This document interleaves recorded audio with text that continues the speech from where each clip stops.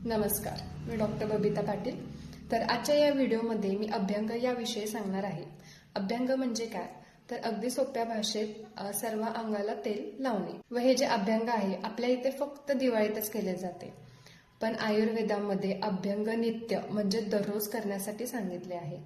कारण की आपली शरीराची त्वचा आहे तिथे सेन्सरी नर्व एंडिंग्स असतात, तिथे स्पर्श म्हणजे टॅक्टाईल सेन्सेशन जाणवतात। आयुर्वेदानुसार त्वचा ही वाताचे स्थान आहे, तर वात कमी करण्यासाठी तेल हे उत्तम आहे, म्हणून दररोज अभ्यंगासाठी तेल वापरणे गरजेचे ठरते।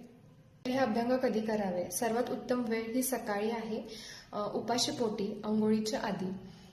कमीत कमी 15 मिनिटे आपण अभ्यंग करू शकतो व अभ्यंग झाल्यानंतर 15 मिनिटांनी अंघोळ करणे।